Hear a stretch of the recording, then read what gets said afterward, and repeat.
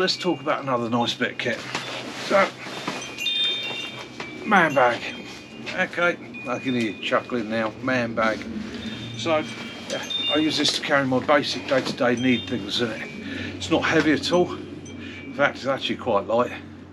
But it carries a few essentials with me that, especially as an older guy, I tend to need with me.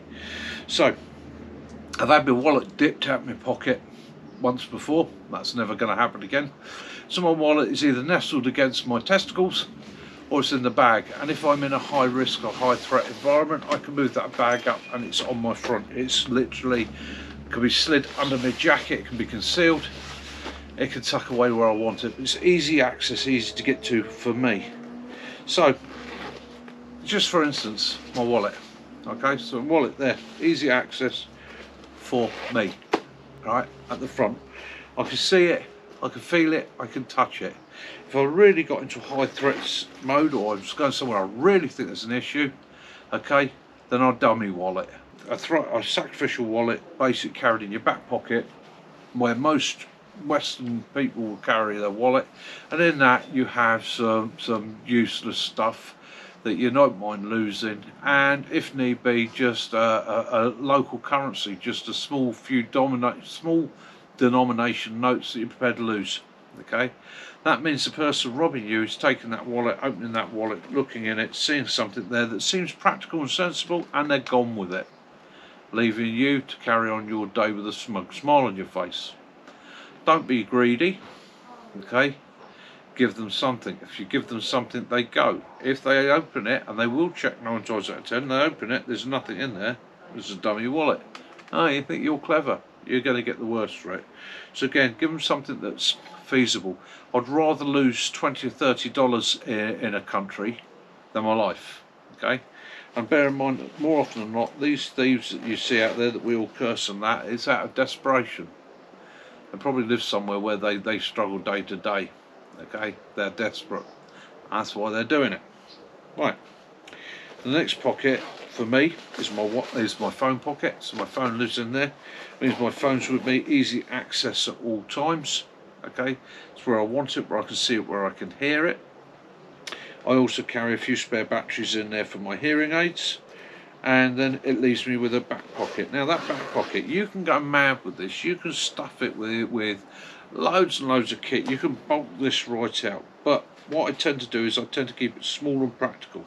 Okay, this is a day-to-day.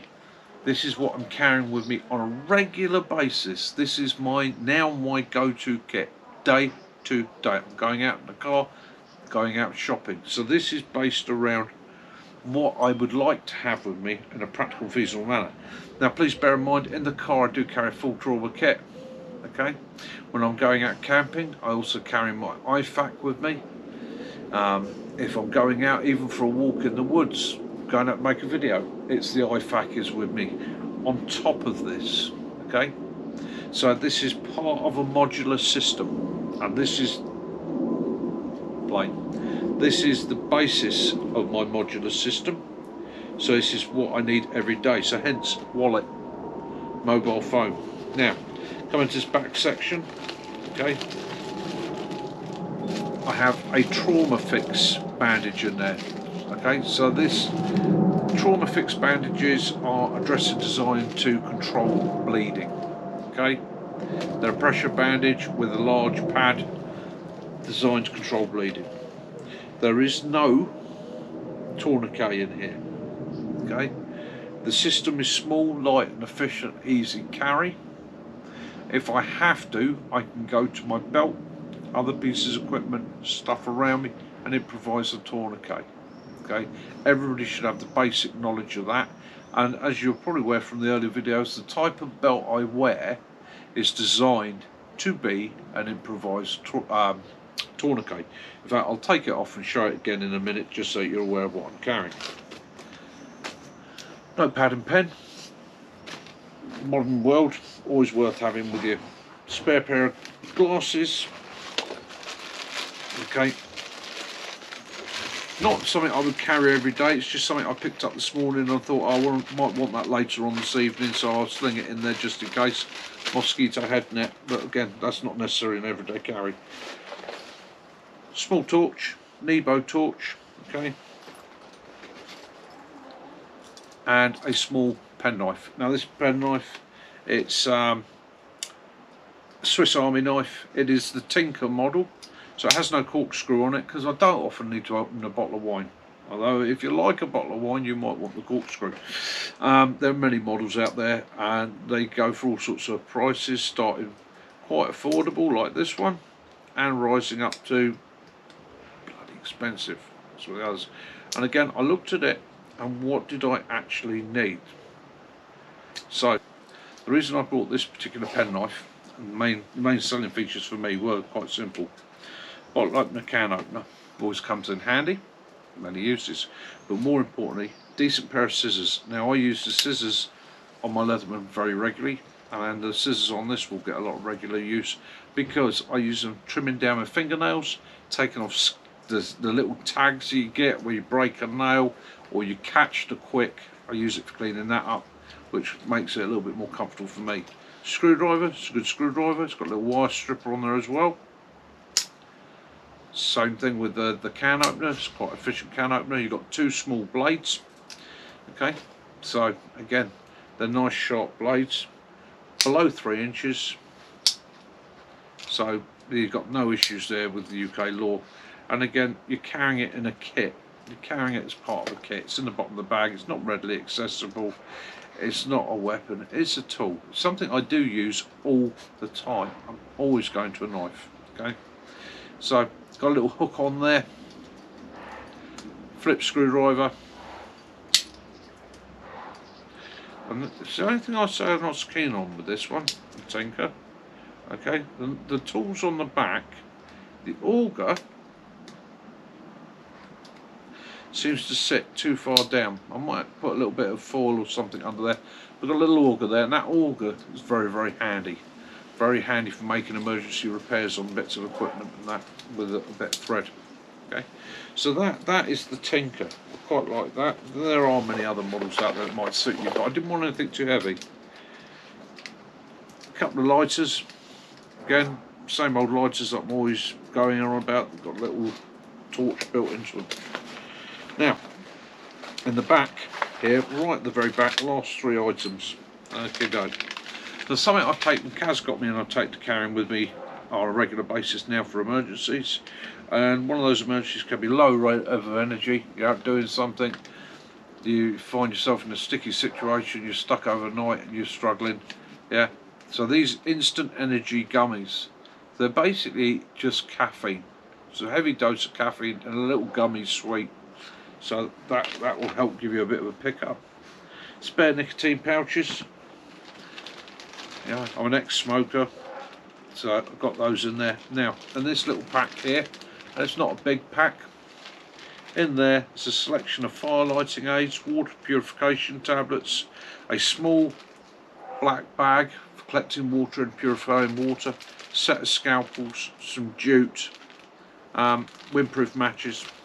Just a simple fire lighting water sterilisation kit. Now, why would I carry that? Well, it's pretty much self-explanatory to anybody that's into the prepping community, but it's also the fact that I've been to so many places over the years where I don't trust the water, where you get a cup of water and you think to yourself, when was the last time them pots were cleaned? Okay, comes out a little bit on the, shall we say, cloudy side. Purification tablet is just going to give myself a bit of protection against any viruses and bacteria that could be in there. Okay, so there, small pack, basis of my modular system, and that lives around me, can be carried how I want, will clip onto a belt, will go over my shoulder, makes it a simple, easy carry, and it means that I've only got to look for one item. Since going over the system, one of the bonuses is I don't have those moments where I'm running around the house going, where's my wallet? Okay, where's my phone? It's with that all the time. It's easy and quick enough to just take off the bottom of the side. It's all there, ready when I want it. I'm not finding myself going, where did I put my knife? Or, like I said, what did I do with my wallet? It's all in there, so it's a one-shot wonder. So that's what I'm doing. and it works for me. And it right, Willow. Probably works for Willow as well. Do I still carry my Leatherman? Yes, I do. I don't carry my Leatherman everywhere with me nowadays, so my Leatherman tends to be if I'm out and about, if I'm going up the woods, if I'm doing anything, going out on the bike, doing anything like that, I might sling my Leatherman with me.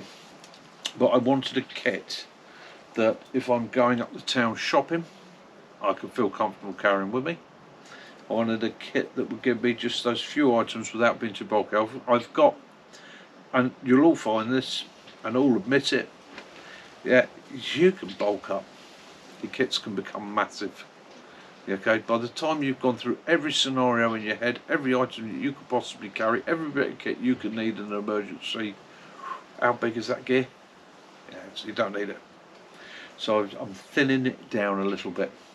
My survival gear is actually, funny enough, going up. My individual kit, what I suppose you call a PI, personal issue, right, or personal carry, PC kit. Yeah, it's not really a get home bag, it's not a bug out bag, it is just a bit more of a practical everyday usage. And you can stick other kit in there, yeah, iPod, things like that. Showing me age now, aren't I? iPods.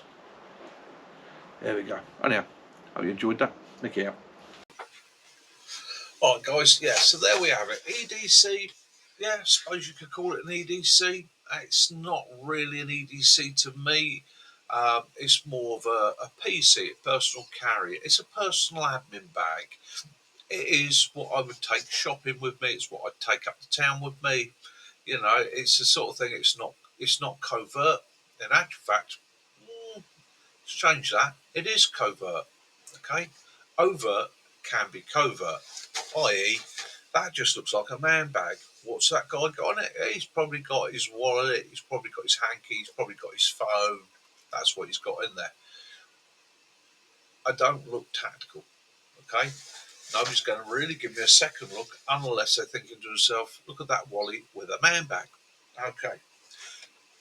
I did say to you that I don't carry a tourniquet in there, and as you all know, I'm an advocate of tourniquets because I have come across traumatic bleeds in my time. So, in my IFAC, there's a tourniquet. In my car system, there's two tourniquets. In this system, I don't carry a tourniquet, I just carry one major bleed dressing, but I have this, which is my belt.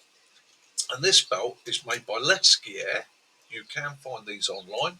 It has a very, very strong elastication to it, and I mean it's a strong elastication. Doubled up, I can hardly stretch it. Okay. Now, how this belt works is if you imagine it's in the belt loops now, and I need to release it to take the trousers off in a hurry, I just pull those, and it's done.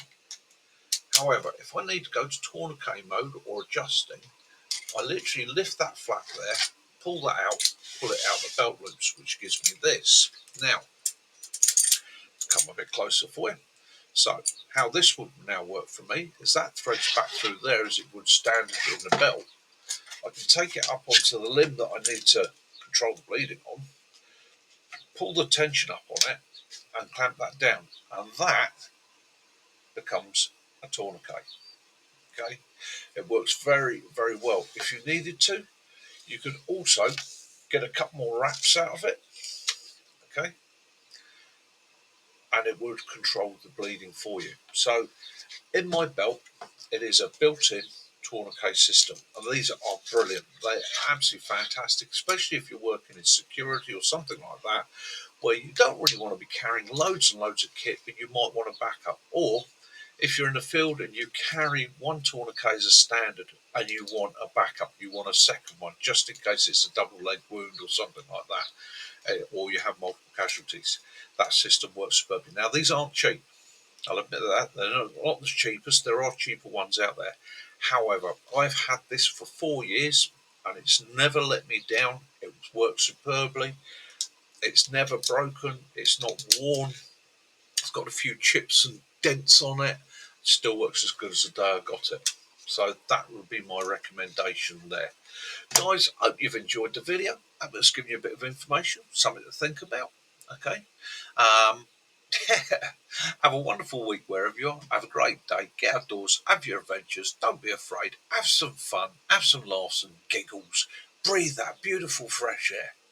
This is Mickey, Hampshire Outdoors and Survival. Please like, subscribe, share, do all that good stuff, and join us on a Sunday night for the Sunday Night Social.